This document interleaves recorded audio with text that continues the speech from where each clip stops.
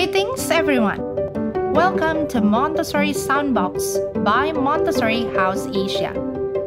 Montessori Soundbox is a platform interdimension to learn, share, and inspire many people who passionately thinking, caring, and educating for young minds.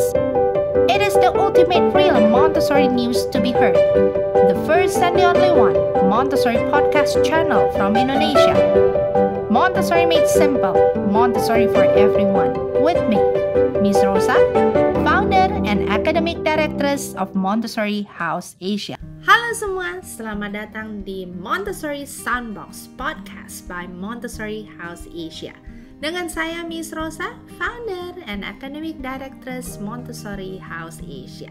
Kembali lagi kita berbincang-bincang mengenai Montessori, dan di episode ke-12 ini kita akan berbicara mengenai the ugly truth about Montessori in Indonesia. Saya rasa banyak sekali dari kita yang mendengar Montessori-nya seperti ini, lalu nanti ada yang menanggapi dengan masa sih Montessori seperti demikian. Lalu banyak juga yang berbicara mengenai Montessori adalah peralatan A, B, C, dan lain-lain. Jadi banyak sekali pandangan-pandangan yang ada di Indonesia dan juga ada di mana-mana di tengah masyarakat mengenai Montessori itu sendiri. Nah, hari ini Miss Rosa ingin berbicara mengenai beberapa pandangan-pandangan tersebut, yang mana apa sih menurut pandangan dari Miss Rosa sendiri, ya siapa tahu bisa meluruskan apa yang negatif sehingga kita semua bisa belajar bagaimana menanggapi perihal-perihal yang terjadi dan negatif di lingkungan mengenai Montessori, ya. Maka daripada itu yang pertama, my Montessori is the best. Nah, ini banyak banget orang-orang yang sudah belajar Montessori lalu menganggap my Montessori is the best. Jadi kita harus hati-hati. Miss Rosa sendiri masih terus belajar. Karena apa? Miss Rosa yakin apa yang waktu dahulu Miss Rosa pelajarin, it will remain the same. Tetapi pasti akan ada add-on-nya dengan sejalan pertumbuhan teknologi, pertumbuhan anak-anak kita yang sampai di saat ini nih luar biasa sekali. Berbeda dengan 10-20 tahun di belakang, ya. Jadi ketika ada orang yang merasa my Montessori is the best, menurut Miss Rosa seharusnya yang terjadi adalah Montessori is the best. Harusnya itu yang terjadi. Jadi my-nya itu harusnya dicopot. Karena apa? Ketika kita sudah berbicara mengenai saya adalah yang paling bagus, saya yang paling baik, konon saya tidak mau lagi belajar, konon saya tidak lagi bisa berbuka terhadap mungkin ada penemuan-penemuan yang lainnya. Maka daripada itu, apabila kita belajar Montessori, kita harus hati-hati terhadap perangkap ini. My Montessori is the best. If that is the best, harusnya secara praktis pun Anda punya kerendahan hati untuk mengaplikasikannya, ya. Lalu yang kedua, my Montessori is different than yours. Ini paling banyak, ya. Masa sih cara presentasinya seperti itu? Yang benar, materialnya seperti itu, ya.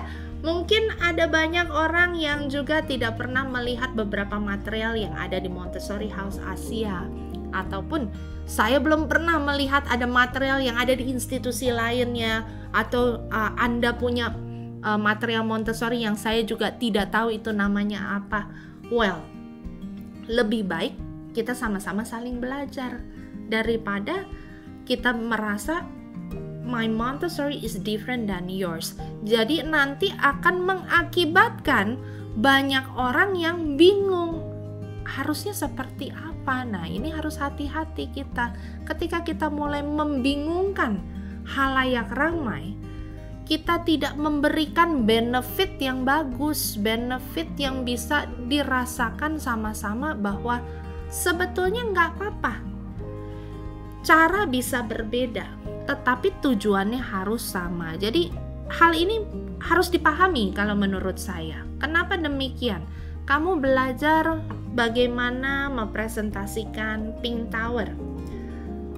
Cara presentasinya memang sudah ada yang pakemnya demikian, tetapi ketika kita sama anak, terkadang kita harus lebih fleksibel. Kita harus bisa membaca keperbedaan anak-anak kita dalam approaching ke mereka, dalam berkomunikasi kepada anak-anak kita. Mungkin sama anak A bisa, secara tutur katanya sangat baku. Tapi mungkin sama anak B bisa jadi berbeda. Maka daripada itu, apabila kita ingin membangun hubungan sehingga Montessori yang kita aplikasikan terhadap anak-anak kita ini berhasil, jangan lupa follow the child. Selalu balik lagi ke hukumnya yang demikian. You need to follow the child. Bukan kita, tetapi anak-anak yang akan menjadi senternya, menjadi pusatnya, ya. Jadi jangan sampai kita terjebak, my Montessori is different than yours. Yours is full of failure, atau karena kamu berbeda, kamu punya pasti yang salah. Jangan sampai juga. Coba terima, pahami, lalu telaah apa yang membuat hal itu berbeda. Dan kalau di episode sebelumnya saya berbicara mengenai humility, di mana kita bisa melihat dulu, mendengar dulu, tanpa memberikan penilaian secara langsung, ya. Lalu poin yang ketiga, where your Montessori is coming from. Nah, ditanya dari mana Montessori-nya datang, ya, atau berasal. Is your Montessori coming from Singapore? Is your Montessori coming from UK? Is your Montessori coming from Australia? Is your Montessori coming from America? Dari negara mana spesifiknya Montessori kamu? Jangan sampai kita terjebak. Dr. Maria Montessori adalah seorang wanita berkebangsaan Italia, ya. Jadi itu dari Eropa. Bukan dari Thailand, bukan dari Singapura, bukan dari Indonesia, bukan dari Malaysia, bukan dari New Zealand. Maka daripada itu, apa yang perlu kita pahami di sini? Kita punya pandangan bisa saja berbeda dikarenakan adanya budaya-budaya yang berbeda, ya. Tentu di dalam penerapan Montessori, budaya itu dimasukkan bahwa harus sesuai dengan budaya di mana Anda membesarkan, di mana Anda mendidik anak-anak Anda. Jadi jangan sampai kita orang Indonesia, orang Asia, tapi pakai budaya di Amerika.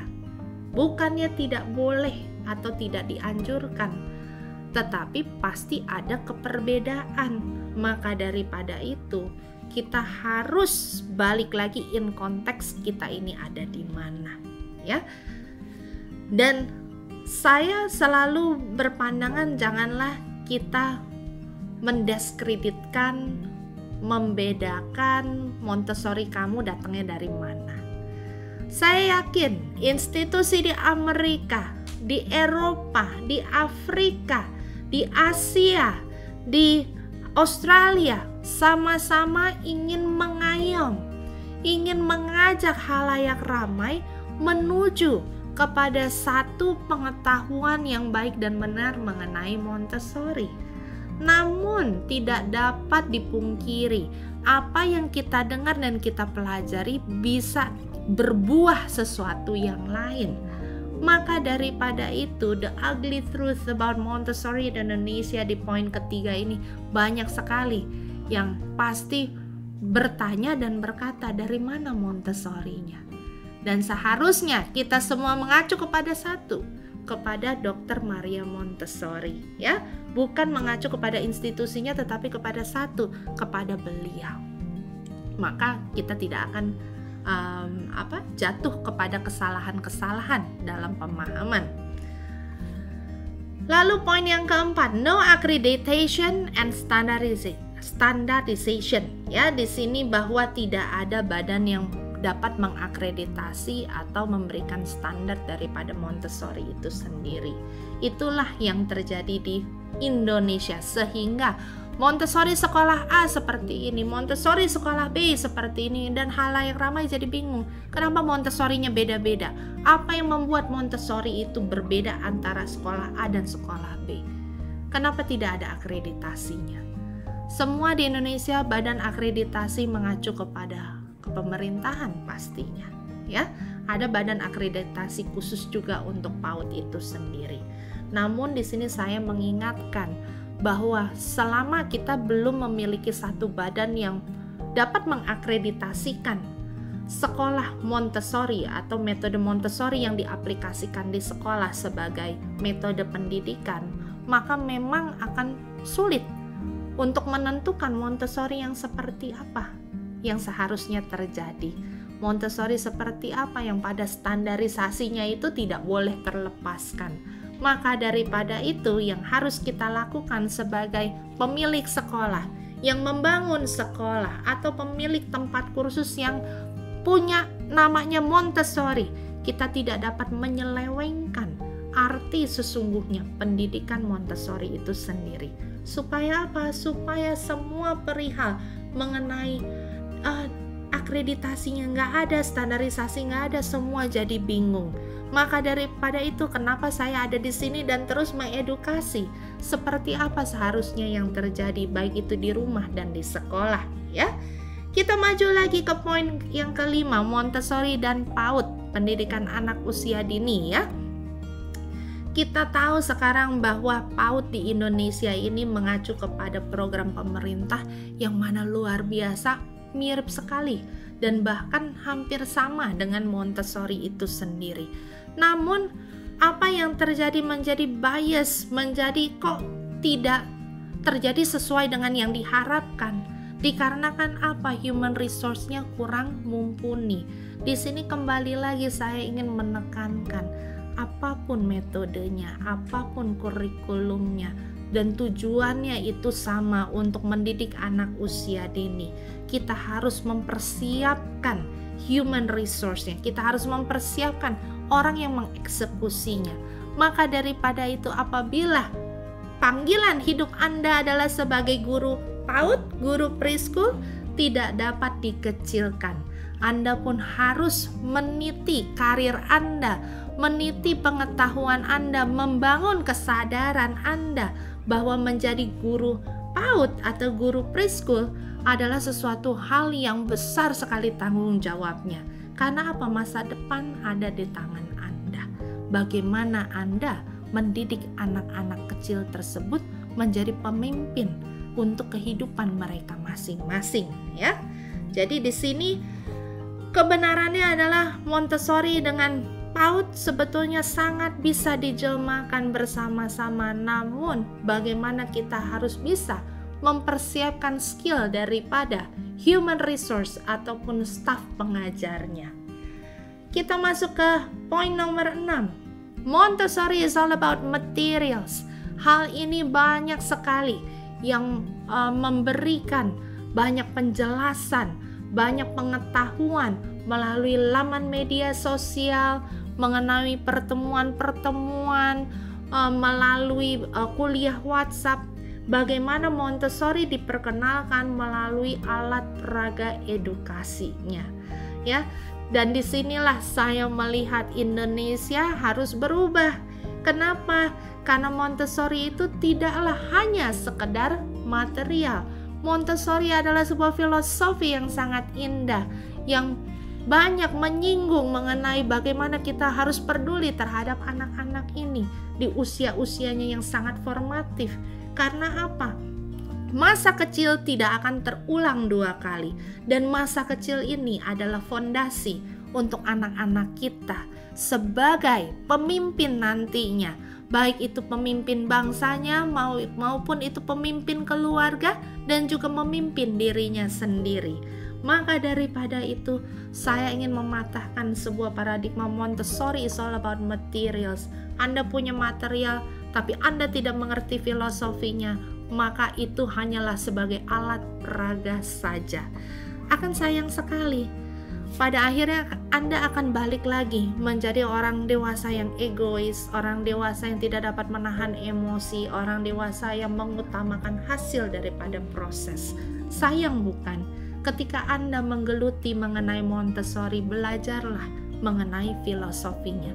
Banyak baca-baca buku karangan Dr. Maria Montessori, dan Anda akan dicerahkan dengan betapa hebatnya penemuan beliau, bukan materialnya tetapi penemuannya mengenai anak-anak.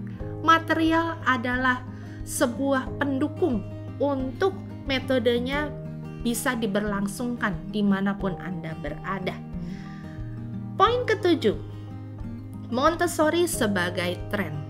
Ya, ini adalah salah satu kebenaran yang terjadi di Indonesia, bahwa sekarang ini hype-nya ini sedang tinggi untuk menyekolahkan anak di sekolah Montessori ataupun memiliki bisnis pendidikan dengan nama Montessori ataupun segala sesuatu yang berhubungan dengan Montessori. It will bring you so many benefits. Apa yang akan saya utarakan mengenai hal ini?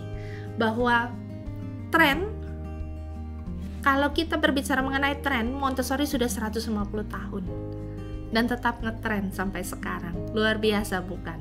Saya rasa kita dapat memberikan tepuk tangan yang paling meriah untuk metode ini yang sudah melayani anak-anak dan keluarga di seluruh dunia selama 150 tahun.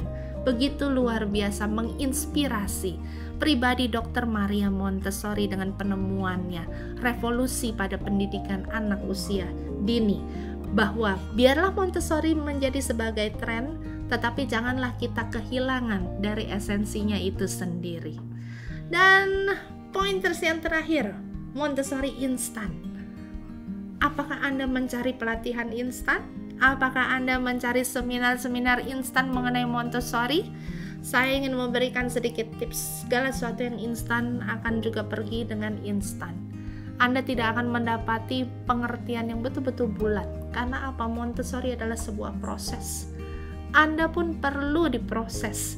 Anda perlu mentoring, Anda perlu juga dukungan daripada komunitas. Bayangkan Anda harus belajar baca sendiri atau menonton YouTube sendiri, menyemangati diri sendiri. Bisa nggak? Bisa juga, tetapi akan jauh lebih nyaman ketika Anda punya komunitas, Anda punya mentoring, Anda berada di satu tempat di mana orang-orang akan menguatkan apa yang Anda lakukan. Maka daripada itu tidak ada yang instan. Walaupun Anda sudah belajar dan mendapati pangkat sebagai diploma Montessori atau sertifikat Montessori, janganlah cepat berpuas diri. Karena apa? Tuntutannya adalah bagaimana Anda mengaplikasikan Montessori pada kehidupan Anda, dan disitulah tes sesungguhnya yang akan terjadi. Maka dari penjelasan yang sudah diberikan, saya harapkan bahwa kita dapat bijak dalam menyaring informasi yang ada di sekeliling kita. Karena Montessori ini sedang menjadi tren dan hype sekali di Indonesia, maka informasi apapun bisa terbuka di depan mata Anda.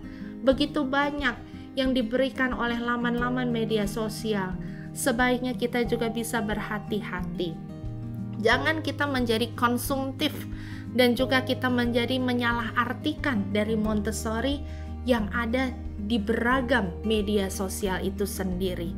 Dan juga Montessori bisa berbeda presentasinya, namun harus tetap sama esensinya. Kita pun harus bisa fleksibel supaya apa? Jangan kita jadi kaku sama anak-anak kita. Karena once kita menjadi kaku dengan anak-anak kita, maka anak-anak kita pun akan menjadi pribadi yang kaku. Selalu menggunakan humility, selalu menggunakan jubah kerendahan hati. Dengan seperti itu kita akan dapat punya penerimaan. Kita akan bisa merubah paradigma-paradigma yang tidak benar ataupun yang negatif. Karena Montessori ini sangat indah. Montessori berbicara mengenai perbedaan, tetapi dalam perbedaan ada persatuan. Montessori berbicara mengenai apa lagi? Mengenai peace, mengenai kedamaian. Mulailah berdamai dengan diri kita, sehingga apa yang keluar dari mulut kita akan memberkati banyak orang. ya. Sobat Montessori, besar harapan saya untuk melihat khalayak ramai dapat melihat dan juga menyadari Montessori itu satu. Montessori bisa mempersatukan kita semua. Montessori berbicara mengenai perdamaian melalui pendidikan. Montessori adalah milik kita semua.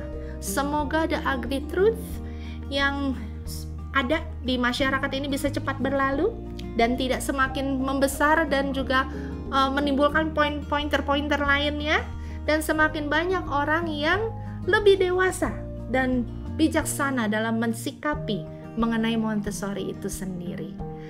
Well, salam Montessori, semangat selalu, sampai jumpa di episode berikutnya. Bye! Halo semua, terima kasih sudah menjadikan Montessori Soundbox sebagai Sobat Montessori dalam perjalanan kehidupan Anda. Jangan lupa like, komen, subscribe, dan nyalakan lonceng notifikasinya. Siapa tahu Anda beruntung mendapatkan giveaway dari Montessori House Asia. Apabila Anda memiliki pertanyaan, Anda dapat menuliskan di kolom komentar di bawah. Salam Montessori, semangat selalu, bye!